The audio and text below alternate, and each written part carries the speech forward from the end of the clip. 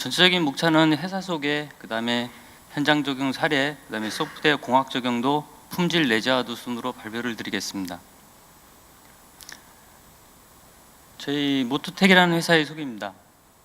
인원은 104명이고요. 주요 거래처는 쌍용과 GM, 그다음에 인도 마인드라 자동차를 주요 거래처로 갖고 있습니다. 제품으로는 바디 컨트롤 시스템, 그다음에 스마트 키 시스템, 그다음에 파킹 에어리어 시스템 같은 전장 자동차에 들어가는 ECU들을 주로 취급하고 있습니다. 현재 모토텍은 본사가 경기도 화성에 위치해 있고요. 연구소는 경기도 수원에 위치하고 있습니다. 상해에는 합작법인으로 상해 모토텍이 존재하고 있습니다. 저희 주요 개발 제품입니다. 크게는 바디 컨트롤 시스템이랑 그다음에 무빙 모터 컨트롤러, 그다음에 컨비니언스 컨트롤러 나눠볼 수 있습니다. 밑에 보시면 바디 컨트롤 시스템에서 흔히 BCS, BCM이라고 하는 바디 컨트롤 모듈이 있고요. 차량이 바디 계통의 제어를 주로 담당합니다. 그다음에 스마트 키 시스템이라고 푸른색 중간 부분에 보시는 모듈이 있는데요. 차량의 입출입이라든가 그다음에 차량 시동 제어에 관련된 기능을 하고 있습니다. 그다음에 컨비니언스 컨트롤러 쪽에서는 지금 현장 적용에 사례에 적용했던 파킹 AD 시스템이 왼쪽에 보이시고요. 그다음에 기타 무빙 모터 컨트롤러라고 하는 파워 테일게이트 컨트롤러와 파워 트렁크 리드 컨트롤러가 있습니다. 자동으로 트렁크를 개폐하는 시스템입니다. 저희 회사의 주요 고객 및 적용 차량 현황입니다. 주요 고객은 쌍용이고요. BCS, SKS, 그다음에 ETCS, 페즈, 그다음에 XCM이 있습니다. 그다음에 해외 고객으로는 마인드라 인도의 자동차의 파킹 AD 시스템이랑 그다음에 바디 컨트롤 시스템을 납품을 하고 있습니다. 그다음 다음으로는 금년도 실시한 소프트웨어 현장 적용 사례에 대해서 추진 배경이랑 그다음에 수행 결과, 그다음에 향후 계획 순으로 발표를 드리도록 하겠습니다. 추진 배경입니다. 저희가 목표로 잡은 것은 컨티뉴어스 인테그레이션이란 환경을 구축하는 것과 그다음에 단위 테스트의 자동화 적용을 통한 자동차 전장 소프트웨어 품질 강화라는 목표 아래 추진을 하게 되었습니다. 저희 앞서 보셨듯이 인도 고객사에 강화된 소프트웨어 품질 관리 요구가 일단 있었고요. 그다음에 거기에 따른 제품 수주 확대, 거기에 따른 소프트웨어 품질 저하가 우려됐고, 그다음에 또한 테스트 비용이 증가가 예상되는 상황이었습니다. 그래서 저희가 효과적으로 고객사의 SR 플랜, 시스템 릴리즈 플랜이라든가 소프트웨어 릴리즈 플랜에 효과적으로 대응하기 위해서 체계적인 소프트웨어 테스트 방법이 좀 미흡했던 상황이었고요. 그다음에 공학 역량 부족으로 가시화와 정형적인 수치 관리가 좀 미흡한 상태였습니다. 또한 자동화된 소프트웨어 테스트 환경 구축이 미흡해서 소프트웨어 품질 저하 비용이랑 비용 증가가 또 위험이 있는 상태였습니다. 이에 저희가 원인 및 개선 범위를 도출을 해서 관련 교육과 절차를 정비를 하고, 그다음에 소프트웨어의 공학적 기법과 자동화 테스트 수행 방안에 대한 컨설팅이 필요함을 느끼게 되었습니다. 그래서 현장 적용 사업에서 총 3단계로 저희가 목표를 잡고 현장 적용 사업을 진행을 했습니다. 1단계에는 현황 분석 및 환경 구축을 실시를 하고, 2단계 시범 적용 및 테스팅을 통해서 역량을 확보한 다음에 3단계 자산화 및 확산을 할 계획으로 추진을 하였습니다. 현황 분석 단계에서는 지속적 통합 CI 환경 구축을 목표로 삼았고요. 그다음에 시범 프로젝트는 총 인도 프로젝트 4건 중 2건에 대해서 자동화 테스트를 수행을 하고 도구 기반 테스트 개선을 하는 작업을 수행을 했습니다. 그리고 앞으로는 자산화 및 내재화를 할 예정이고요. 모든 것들이 저희 컨설팅사와 같이 협업을 해서 공동 수행을 하였습니다. 저희가 정량적인 지표와 정성적인 지표를 잡고 성과 지표를 잡은 상태에서 일단 목표를 잡아놓고 개선을 하기 시작했는데요. 품질 향상 효과로서는 자동 빌드 및 단위 테스트 적용과 테스트 현황 가시화, 그다음에 저희가 소프트웨어 코딩률 규칙 준수율을 끌어올리는 것을 목표로 잡았고요.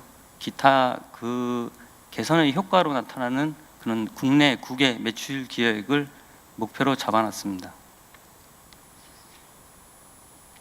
그다음에 먼저 그 사업 수행을 하기 위해서는 현재 저희 모토텍이라는 회사의 현황 분석이 필요했기 때문에 저희 참여 기관인 컨설트 기업과 같이 현재 모토텍 상황을 분석을 했고요.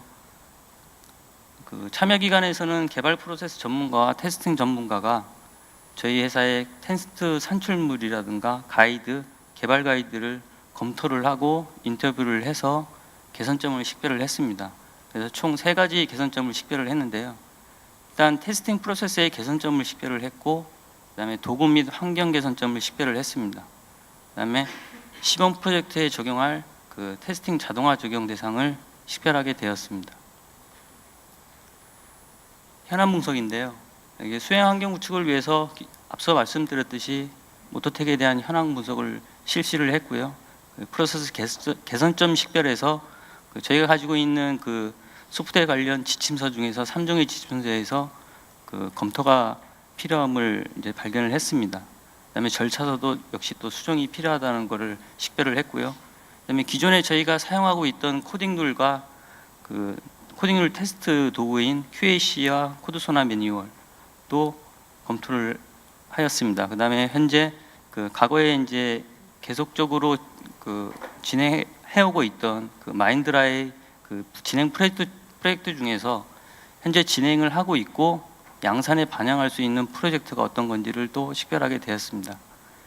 현황 분석 결과 지금 현재 테스트 관련 지침서와 절차서의 내용 중에 툴 변경 및 CI 구축에 따른 지침 절차 내용이 수정이 필요하게 되었고요. 그다음에 도구 연동 및 자동화 테스트에 대한 절차 추가가 필요하게 됐습니다. 이와 관련해서 툴 사용에 대한 지침 생성 또한 필요하게 되었고요. 그다음에 기존 QAC와 코드소나를 사용하고 있던 단위 테스트에서 그다음에 새로운 검증 툴인 LDRA의 변경에 따른 툴 교육이 필요함을 또 식별하게 되었습니다. 이제 먼저 현안 분석이 끝나고 나서 환경 구축을 하기 위해서 저희가 CI 환경에 필요한 젠킨스를 이용하여서 구축을 하였기 때문에 젠킨스에 대한 설치 가이드라든가 새로운 툴인 LDR에 대한 사용 가이드, 그 다음에 테스팅 역량 강화를 위해서 ISO 262 기반 소프트웨어 테스팅 가이드, 그 다음에 개발자에게 좀 더 미스라 코딩도를 잘 준수할 수 있도록 정적 검증 가이드를 마련하게 됐습니다. 이와 관련해서 부족한 교육들을 실시를 했는데요. 일단 저희 모토텍에서는 기존에는 지속적인 통합, 그러니까 컨티뉴어스 인터그레이션에 대한 개념이 이제 부족했기 때문에 그쪽 방면의 교육을 수행을 하였고요. 그다음에 미즈라 룰셋이라든가 코딩룰 위배 사항에 대한 대응 방안에 대해서도 컨설팅사에서 와 같이 교육을 진행을 하였습니다. 도구 도입 및 활용입니다. 저희가 기존에 모토텍의 코딩룰, 그러니까 단위 테스트, 코딩룰 테스트 관련해서 운영하고 있던 들은 QAC와 코드소나, 그다음 벡터캐스트입니다. 근데 기존 도구의 문제점이 서버 라이센스 방식으로 설치가 되어 있기 때문에 개별적으로 개발자가 물리적인 서버에 접근을 해서 커밋된 소스를 가지고 코딩룰 테스트를 실행을 하고 거기서 나온 에러를 확인한 다음에 다시 자기의 PC로 와서 확인을 하고 커밋을 하고 하는 과정을 이제 반복을 했습니다. 물론 이게 플로팅 라이센스라면 개발자 자리에서도 커밋을 하고 충분히 확인할 수도 있는 상황입니다. 그러니까 저희가 이제 새로운 LDRA라는 그러니까 코딩룰 테스트 도구를 도입을 하면서 기존에 사용하고 있던 QAC와 LDRA를 어떻게 공존을 하면서 잘 성과를 올릴 수 있는 방안을 생각을 해봤는데요. 일단 저희가 기본적으로 저희 단위 테스트 절차에 보면 1차적으로 개발자가 검증을 하는 단계가 있고 그 다음에 제3자 검증을 SQA 팀에서 하게 되어 있습니다. 그 툴을 똑같이 QAC를 이용해서 사용하고 있었고요. 그래서 QA/CA는 그 제3자 검증이 SQL팀에서 검증을 하는 것으로 하고, 그 LDRA 툴을 젠기스에 엮어서 CI 환경을 구축한 다음에 개발자가 언제든지 SVN 그 레파지토리에 커밋을 하게 되면 젠킨스에서 커밋을 자동으로 검출을 해서 소스를 카피해 오고, 그 다음에 LDRA 툴과 연계를 해서 오토매틱으로 자동으로 코딩률 테스트를 하고 레포트를 생성을 해주는, 그리고 개발자는 또다시 그 소스에 대한 그 결과에 대한 리포트를 분석을 하고 다시 커밋을 하는 반복적인 작업을 할 수 있게 만들게 됐습니다. 그래서 개발자는 언제라도 자기가 수정한 코드를 커밋만 하게 되면 6분 정도의 시간 후에 자기가 수정된 코드에서 얼마만큼 에러가 발생했는지를 확인을 할 수가 있었습니다. 그 또 말씀드릴 것이, 저희가 이제 그 자동차 쪽에 개발을 하다 보니까 그 고객사의 그 릴리즈 단계 시가 되면은 항상 바쁩니다. 왜냐하면 기존에 그 소스를 뭐 디버깅을 하고 개발하는 과정에서 그 테스트를 쭉 안 하고 있다가 한 일주일 전쯤에 뭐 고객사가 리포트를 제출을 해야 된다라고 하면은 빅뱅 방식으로 저희가 한 번에 코드를 테스트를 해서 레포트를 내는 경우가 왕왕 있습니다. 이런 경우가 지금 현재 이 그 CI 개념을 도입을 해서 자동으로 그 테스트가 되게 되면은 그만큼 그 리스크가 줄어들고 좀 좋은 효과를 나타낼 수 있었습니다. 그 시범 프로젝트의 그 전체적인 그 일정입니다. 5월부터 시작해서 현황 분석을 실시를 했고요. 가이드 개발과 환경 구축을 하고 교육을 실시를 했습니다. 그다음에 시범 프로젝트 두 건에 대해서 두 프로젝트에서 실시를 했고요. 인도 마힌드라 알페지 프로젝트를 대상으로 환경 구축된 상태에서 정적 테스팅 자동화를 실시를 하고 개선 보완을 해서 11월에 결과를 내게 됐습니다. 지금 현재 그 알페지는 그 리어 파킹 AD 시스템이기 때문에 그 부트로드와 그 다음에 상용 프로그램인 벡타캔, 저희가 코츠 프로그램이라고 부르는 코드를 제외를 하면 어플리케이션 코드는 상당히 양이 많지가 않습니다. 그래서 총 7개 파일을 대상으로 해서 QAC와 LDRA에 대한 에러 분석을 실시를 했고요. 1, 2차 같은 경우에는 그 툴 설정 및 툴에 대한 설정, 그 다음에 시행착오가 있었고, 3차부터는 그 공통 에러를 분석을 해서 시범 프로젝트를 수행하게 되었습니다. 그 3차 이후에 나온 그 공통 그 미즈라 룰의 그 에러 넘버입니다.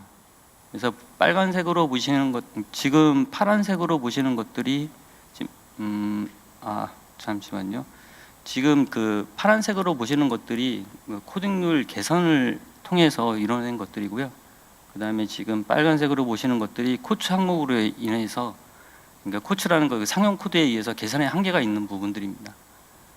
그래서 3차 그 기본 툴 설정이 끝나고 나서 그 각각 LDRA와 QAC의 공통 탐지룰을 그 우선적으로 선정을 했고요. 그래서 뭐 미스라 룰 넘버로 8.7, 8.7 같은 그 우선으로 수정, 그러니까 공통으로 감지를 하고 우선으로 수정할 대상을 선정을 하고, 그 다음에 쉬운 구문, 그다음 빈도수가 많은 구문들을 대상으로 먼저 개선을 하게 됐습니다. 그래서 코딩률을 개선을 해서 그 파란색에 보시는 룰 넘버를 개선하게 됐고요. 하지만 저희가 그 뭐 CPU마다 그 레지스터가 있는 그 코츠 코드가 있고, 그 다음에 저희는 그 벡타사에서 쓰는 캔을 그 패키지로 갖다 쓰기 때문에 거기에서 콜을 하는 과정에서 발생하는 뭐 스태틱이라든가 아니면 뭐 값의 범위라든가 캐스팅의 문제가 여전히 해결이 안 되는 상황이었습니다. 그래서 이런 부분들은 그 고객사에 충분한 그 사유를 적어서 하는 것으로 단락을 냈고요. 일단 개발자가 그 3자 검증 전에 가장 쉽게 빠르게 해결할 수 있는 방법 우선으로 그 시범 프로젝트를 수행을 했습니다.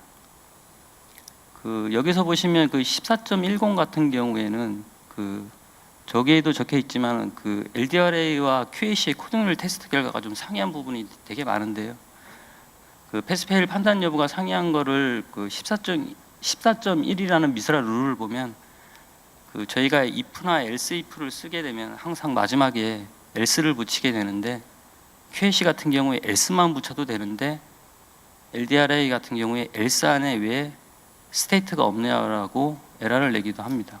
그래서 그런 경우에는 마지막 else if에 else에 if를 붙이거나 아니면 마지막 else에 null statement, 그러니까는 그 주석을 달아서 그렇게 처리를 하면 된다라고 하는데, 역시 좀 하여튼 그런 부분들이 좀 상이하게 세부 항목적으로 그 룰의 패스페일 여부가 좀 다른 걸 좀 발견할 수가 있었습니다. 그래서 1차 S10 알페지에서 저희가 그 시행착오를 거치면서 커밋을 하고 테스트를 해서 그 규칙 준수율을 96.56%까지 올리는 데 걸리는 시간이 총 80회 빌드를 했고 한 번 빌드할 때마다 6분의 시간이 걸렸습니다. 근데 개선점을 이제 그러니까 공통된 개선점이랑 우선적으로 적용해야 개선해야 될 사항을 도출한 다음에는 2차 시범 프로젝트 2부터는 그 통합 빌드가 24회로 줄어들게 되고 24회만으로도 그 저희가 원하는 그 목표치에 도달할 수가 있었습니다. 이거는 앞에서 보였던 그 목표 수준 대비 실적인데요. 다른 항목들은 뭐 기존 대비 단위 테스트 적용이라든가 현황 가시와 규칙 준수율을 목표대로 완성할 수가 있었습니다. 그 다음에 향후 계획입니다. 그래서 그 1, 2단계에서는 저희가 2016년도에 환경 구축과 시범 프로젝트를 수행을 했고요. 그 다음에 3단계에서는 CI 환경 자동화 도구를 좀 고도화시키는 작업을 할 예정이고요. 그 다음에 지금 현재 해외 프로젝트의 대상으로만 하고 있는데 소프트웨어 개발자 전체 혹은 프로젝트 전체로 확대할 예정입니다. 그와 관련해서 이제 내부 역량 향상 교육도 계속적으로 실시할 예정이고요. 다음으로는 소프트웨어 공학적 연도입니다. 이번 품질 기업 대상에 저희 회사가 쌓아온 소프트웨어 공학 기술에 대한 체계성이랑 소프트웨어 공학 기술의 활용성에 대해서 간단하게 말씀드리겠습니다. 지금 현재 자동차 업계의 업계 동향을 먼저 말씀드리겠습니다. 글로벌 OEM의 기능 안전 대응 동향인데요. 현재 그 BMW라든가 다임러, 그다음에 폭스바겐 같은 경우에는 그 기능 안전 추진을 위한 인프라 조직을 이제 구축하고 있는 상태고요. 그다음에 기능 안전 추진을 위한 프로세스 모델을 수립한 상태입니다. 그래서 보시면 그 오토모티브 스파이스 기반 아래 그 ISO 26261을 구축하려는 움직임이 보이고 있습니다. 그다음에 특기 사항으로 보시면 그 폭스바겐의 그 특기 사항에 보시면 오토모티브 스파이스를 기본으로 해서 기능 안전의 그 조직적 요구 사항 구축 및 기능 안전 기술적 요구 사항을 추가하는 방향으로 가고 있습니다. 그다음에 저희 그 국내의 그 H사의 대응 동향인데요. 일단 2626이 관련 실무 차원의 기술 협의체를 운영을 하고 있고요. 그다음에 협력사를 대상으로 해서 그 기능 안전 관리를 하고 있습니다. 그런 게 뭐 기능 안전 통합 리뷰 체크리스트라는 걸 통해서 산출물을 검토하고 담당자를 인터뷰를 해서 지금 나아가는 방향으로 진행되고 있습니다. 그래서 현재 그 기능 안전이 그 자동차 업계에서는 최대의 하도이고요. 그 적용 확대에 따라서 제어 개발 표준 프로세스의 내재화가 이제 요청되는 상황입니다. 그리고 OEM과 티어 간의 그 개발 역할에 기반한 기능 안전 대응 역량 확대 및 적용이 필요한 상태입니다. 그다음에 그 유럽의 그 업계 동향입니다. 그래서 그 품질 경영 인증 시스템이라는 ISO TS 16949 퀄리티 매니지먼트가 기본적으로 필수가 된 상황에서 그다음에 오토모티브 스파이스 데벨롭먼트 프로세스가 구축이 되고 그다음에 ISO 262로 가는 방향으로 지금 가고 있습니다. 유럽 대부분의 그 티어 1들이 오토모티브 스파이스 대응 체제를 구축하고 있는 상태고요. 상대적으로 저희 국내 기업들은 그 ISO 262도 해야 되고 오토모티브 스파이스도 해야 되는 상황이어서 그 동시 진행이 좀 요구되는 상황입니다. 그래서 저희 모터텍은 2011년에 그 CMMI 레벨 2를 시작으로 해서 13년에 레벨 3, 그다음에 SP 레벨 2를 2014년, 그다음에 금년 4월에 오토모티브 스파이스 레벨 캐퍼빌티 레벨 3를 받았고요. 그다음에 지금 그 국제과제로 해서 ISO 261기를 진행을 하고 있습니다. 앞서 말씀드렸던 그 차량 개발 관련 그 표준 프로세스 모델 비교입니다. 그래서 ISO TS 16949와 CMMI, 오토모티브 스파이스, ISO 112개가 있고요. 각각마다 적용 분야와 특징이 있습니다. 그러니까 저희가 이때까지 오토모티브 스파이스 3가 레벨 3가 그다음에 그 CMMI 레벨 3를 갖추면서 저희가 총 그 전체 그 엔지니어링 영역 외에 총 29개의 절차서랑 그다음에 42개의 가이드라인, 그다음에 이 21개의 체크리스트를 보유하게 됐습니다. 그 중에서도 그 소프트웨어 엔지니어링 분야에서는 절차서 6종, 가이드라인 8종, 체크리스트 3종을 그 내재화로 해서 이제 보유하고 있는 상태입니다. 개발 관리를 위해서 그 설계와 요구사항 관리를 위해서 다양한 툴을 보유를 하고 있습니다. 뭐 툴마다 그 전체 프로젝트에 적용한 건 아니고요. 단위 프로젝트에서 일부 적용하고 있거나 전체 적용하고 있는 항목들입니다. 요구사항 관리를 위해서 그 마힌드라 자동차의 그 바디 컨트롤 모듈의 그 도어줄을 이용한 요구사항 관리를 하고 있고요. 기타 프로젝트는 저희가 그 뭐 스펙 리뷰라든가 설계 변경 이력, 요구사항 분석 및 명세서 같은 것들로 요구사항을 받아서 관리를 하고 있습니다. 그다음 시스템 설계를 위해서 개발 및 검증을 위해서 시뮬링크 일부 모델에 적용을 하고 있고요. 아키텍처 설계를 위해서 비주얼 패러다임이라는 툴로 그 소프트웨어의 상위 구조 설계랑 검증을 하고 있습니다.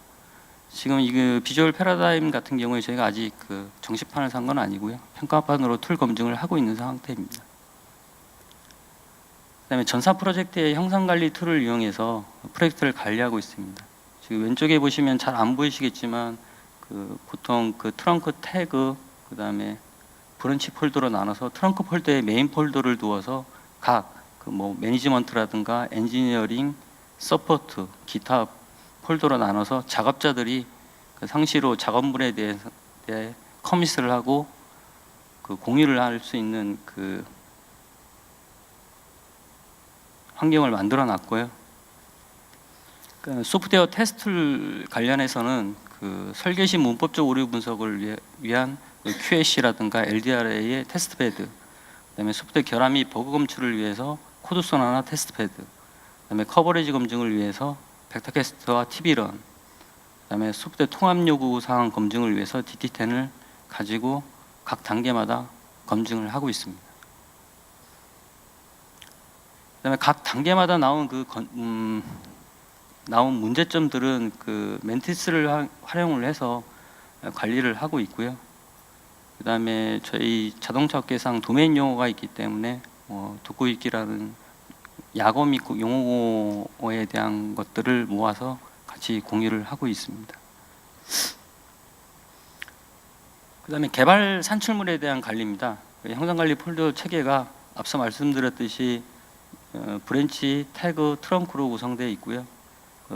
주 작업들은 트렁크에서 이루어지며 이렇게 엔지니어링 영역 같은 경우에는 그 시스템, 하드웨어, 소프트웨어, 기구, 배포, 소프트웨어에서는 소프트웨어 요구사항 분석, 설계, 구현, 테스트, 소스가 있는 폴더로 구성이 되어 있습니다. 그다음에 그 공학기술 활용성에 대해서 말씀드리겠습니다.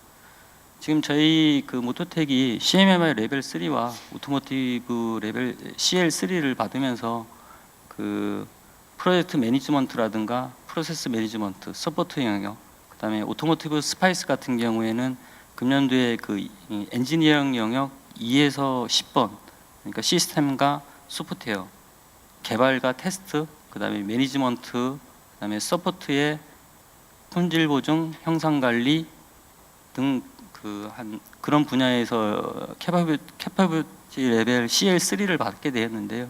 지금 앞으로는 그 ISO 262에 대한 프로세스가 요구되기 때문에 통합적으로 프로세스를 구축할 필요가 있었습니다. 그래서 각 단계마다 그 시스템 세이프티와 하드웨어 세이프티, 소프트웨어 세이프티, 그다음에 매니지먼트도 펑셔널 세이프티 매니지먼트를 갖는 프로세스를 구축을 할 예정이고요. 거기에 구축이 되면 OEM의 그 오디시나 어세스먼트를 대응할 수 있을 거라고 판단하고 있습니다. 이런 통합 프로세스의 구축에 따른 기대 효과입니다. 일단 개발 산출물에 대한 일관성 확보 및 품질 제고를 할 수가 있고요. 그다음에 OEM 요구에 대한 전사 대응 역량 제고가 가능합니다. 그다음에 전사 표준 프로세스의 지속적 개선 유도도 할 수가 있습니다. 그다음에 공학기술 활용에 대한 소프트웨어 쪽에 이게 VMV입니다. VMV가 저희가 생각하기에는 각 개발 단계마다 그 단계 이후에 리뷰를 통해서 체크리스트라는 리뷰를 통해서 행해지고 있고요. 그다음에 구현과 그 테스트 과정에서는 그 적절한 공학 툴을 이용해서 검증을 하고 있습니다. 이 또한 이런 문제점이 나올 시에는 다 문제점 관리 절차에 의거해서 등록을 하고 해결 관리하고 있습니다. 마지막으로 그 품질 레저하드입니다. 소프트웨어 공학 기술의 적용 범위 및 효과성이랑 관리 및 의지 노력에 대해서 간단하게 말씀드리겠습니다. 앞서 말씀드렸듯이 그 각 단계마다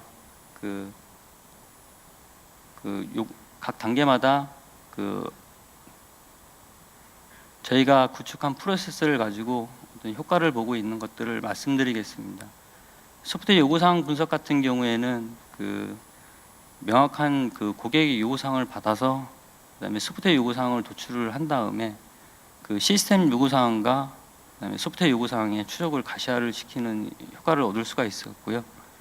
그다음에 그 소프트웨어 구조 설계를 통해서는 그 SRS에서 얻은 그런 소프트웨어 요구사항들을 모듈화하고 재사용성에 대한 파악을 할 수가 있게 되었습니다. 물론 또 그 상위 구조인 SRS와의 추적성이 확보가 되고요.